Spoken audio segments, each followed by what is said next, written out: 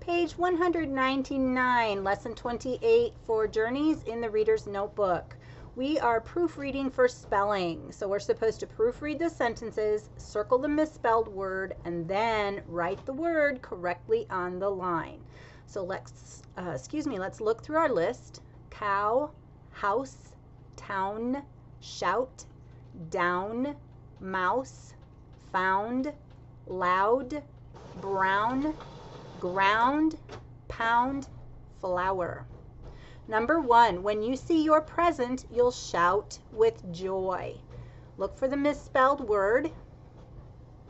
And if you saw shout, you were correct. So go ahead and circle shout and spell it correctly on the line. S-H-O-U-T. Number 2, is that a stuffed mouse? If you said mouse, you were correct. Circle mouse and write it correctly on the line. Let's spell it M-O-U-S-E. Number 3, I have never seen a flower shop like that one. If you circled flower, you are correct. Let's spell it correctly. F-L-O-W-E-R. Number 4, that restaurant has the best waffles in town. If you circled town, you are correct. Spell it correctly. T-O-W-N. Number 5, I have never seen her house. If you circled house, you are correct. Let's spell it correctly. H-O-U-S-E. Number 6, all of his clothes are brown.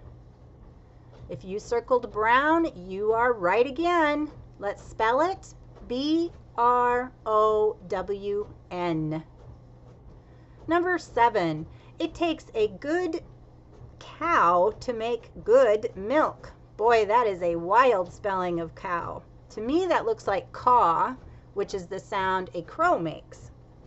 So if you circled caw, you are correct. Spell cow, C-O-W. Number 8, come on down to the kitchen for dinner. If you circled down, you are correct. Spell it D-O-W-N. Number 9, I found the book that I lost. If you circled found, you are correct. Spell found, F-O-U-N-D. Number 10, she dropped her sandwich on the ground. If you circled ground, you are correct. Spell it G-R-O-U-N-D. And as usual, I'm sure you can hear my printer in the background because Miss C is still printing stuff for you guys. So I apologize for the noise.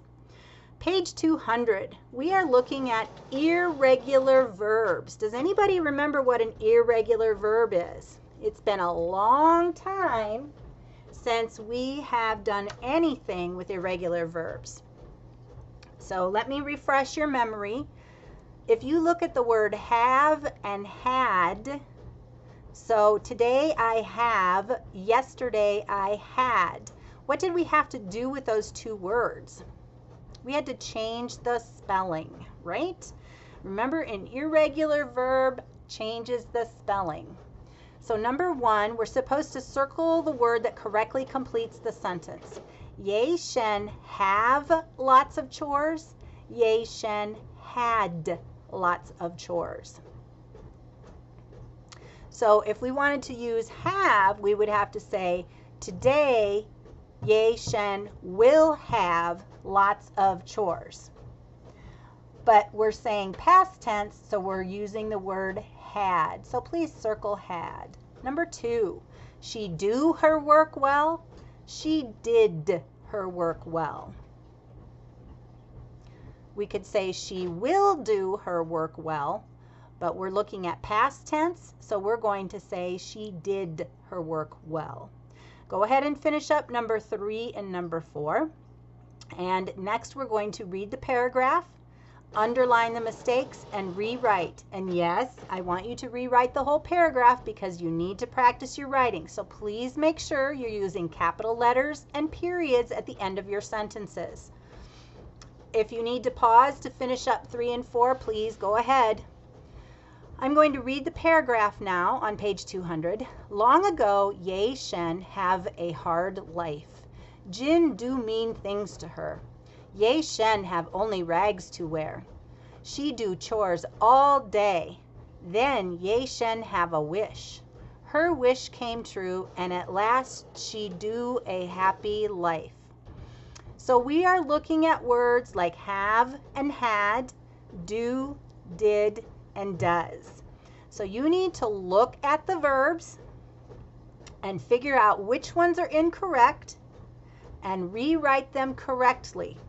Please remember, when you're looking at verbs, you're looking at tense, which means, is it happening today, or did it happen yesterday, or will it happen in the future? So go ahead and rewrite your paragraph, circle your or underline the mistakes. It says there's 6 of them. And go ahead and pause your video so you can finish. Page 201, we are connecting to writing. So we are trying to write sentences that are good sentences. So they're saying the difference between a weak sentence and a strong sentence. So if we look at the first one in our box, it says, the slippers belonging to Ye Shen were silk. It has a lot of words in it, and it kind of jumbles up the meaning. But if we just say Ye Shen's slippers were silk, we know the slippers belong to Ye Shen because we used what? We used that good old apostrophe S. And remember, apostrophe S tells us that what comes after belongs to the noun. And number 2, we have the advice of the old man was good. So instead of all the extra words, we can just say the old man's, apostrophe S, advice was good. So the advice belongs to the man. And we eliminated some extra words in there. So they want us to rewrite these sentences using a possessive noun and rewrite the underlined group of words and write the new sentences. So yes, I want you to rewrite the sentence on the line, but let's look at number 1 first. So we have the eyes belonging to the fish were golden. How can I say that without using such big words like belonging to? How can we tell that the eyes belong to the fish? How can we write that? If you said the fish's eyes were golden, you are correct. Okay? The fish's eyes were golden. And in this case, we have to put F-I-S-H apostrophe S because fishes, F-I-S-H-E-S, means more than one. So please rewrite your sentence. The fish's eyes were golden. Capital letter, period at the end, and make sure you use your apostrophe. If you need to pause so you can write your sentence, please do so. Number 2, the stepmother of Ye Shen was angry. So we need to show that the stepmother was Ye Shen's. So how do we do that? Apostrophe S. So we're going to say Ye Shen apostrophe S. So Ye Shen's stepmother was angry. Pause and write your sentence.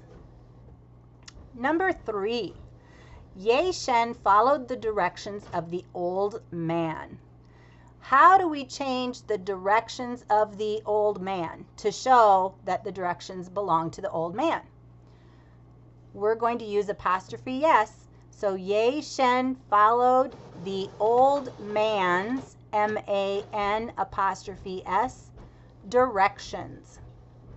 And number 4, the men of the king caught Ye Shen. And how do we say that the men belonged to the king? we can say the king's men, K-I-N-G apostrophe S. The king's men caught Ye Shen. And that is the end of lesson 28.